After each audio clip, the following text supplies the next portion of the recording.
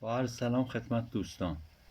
مبحث الکترولیز طلا هست. یه دستگاه الکترولیز داریم که بخش آنودمون برای الکترولیز طلا بخش آنودمون رو به مس وصل میکنیم، بخش کاتود رو به قطعات به فلز سرب وصل میکنیم، آب نمک میریزیم داخل سلول الکترولیتمون و پین ها رو میریزیم داخل بخش آنودمون رو بخش سربی و الکترولیز انجام میدیم و از کاتود جمع میکنیم و دوباره لیچش میکنیم، لیچ اسیدی میکنیم و ذوبش میکنیم و طلا رو به دست میاریم. حالا من این روش رو برای سنگ‌ها انجام دادم. حالا سنگ‌های یه تیکه برای سنگ‌های خرد شده. حالا عمدتاً جواب خیلی خوبی نگرفتم، چون عمدتاً مس رو جذب کرده، خیلی درصد جزئی طلا هم جذب کرده، ولی خوب جواب نداده. کلا عمدتاً این روش‌های خانگی، روش الکترولیز خانگی، روش لیچینگ اسیدی و سیانوسیون معمولا برای سنگ‌های عیار پایین جواب نمیده. ببینید ما فرض کنیم حالا 10 پی پی ام در نظر بگیریم سنگو، حالا میایم مثلا 1 کیلو خوردش میکنیم، تازه خب روش خانگی کامل نمیشه خورد کرد، بعد میخوایم اینو از طریق فراوری به دست بیاریم 1 کیلو رو مثلا. خب 10 پی پی ام باشه، ما 10 سود روزی میگیریم، تازه رکاوری هم داریم، رکاوری 70% حساب کنیم 0.7 سود ما میگیریم. 0.7 سود خب ارزشی نداره، تازه برای سنگ‌های 10 پی پی ام که خیلی کم پیدا میشه. عمدتاً سنگ‌های 1 2 3 زیر 1 پی پی وی عمدتاً سنگ‌ها اینطوری هستند.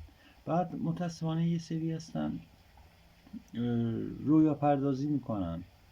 مثلا یه دکتری داشتیم زنگ زدن گفتن یه سنگی هست 20,000 پی پی ام طلا داره.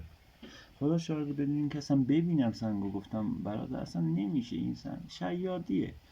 حالا گفتن نه بیاد، رفتیم جلسه سنگو بردن نگاه کردیم اصلا این طلایی نداره، فرستادیم دوباره SEM آزمایش طلا اصلا صفر، در 2-3 پی پی بی گفته بودم 20,000 پی پی ام طلا داره.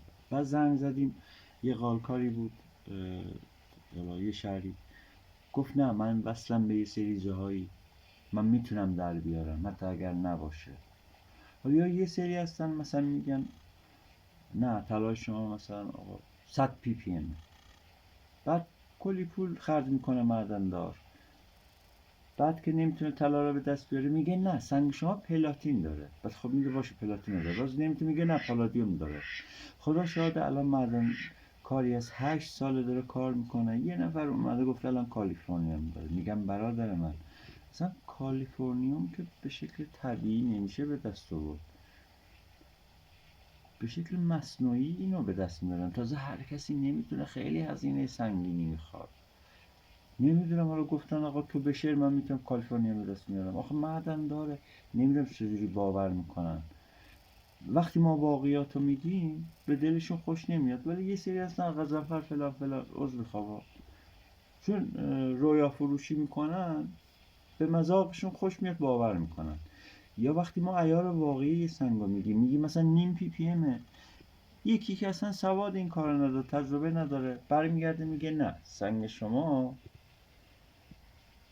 مثلا آقا 200 پی پی ام طلا داره، معدن‌دار اینو باور میکنه. ببینید این سنگ خیلی سنگ خوبیه خب، ولی کل طلایی 0.3 پی پی امه.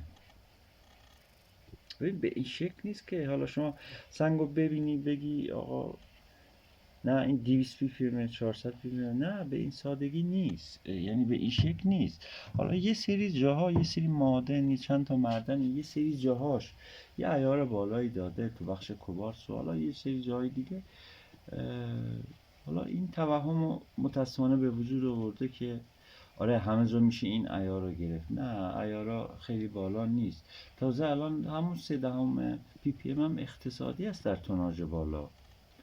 متاسفانه یه سری هستن خیلی دارن شیادی میکنن، یعنی از طریق همین صحبت ها پولای زیادی در میارن. وقتی ما واقعیات رو میگیم قبول نمیکنن، بعد میگن نه شما میخواید آقا دروغ بگید، نمیدونم از سنگ ما بدزدید، چیکار کنید؟ ما میگیم برادر ما که کارخونه نداریم از سنگ شما بدزدیم، ما داریم واقعیات رو به شما میگیم. البته به من اینو نگفتن، حالا دارم نمونه‌های مشابه رو میگم. حالا من معمولا با کسایی کار میکنم که اعتماد دارن به من. متاسفانه خیلی وضعیت این الان بخش فنی این طلا و خیلی وضعیت به هم ریخته ای شده. یعنی هر کسی داره ادعا میکنه. من از شما خواهش دارم برای اینکه میلیاردها پولتون رو که با زحمت به دست آوردید تو این را الکی هدر ندید، از شما خواهش دارم با متخصصین این کار صحبت کنید و به اونا اعتماد کنید. ممکنه اون بگه یه پی پی ام داره واقعیت میگه، ولی یکی حالا سوادش نداره میگه 300، شما میگه نه این میتونه در بیاره. نه دارن شیادی میکنن برادر.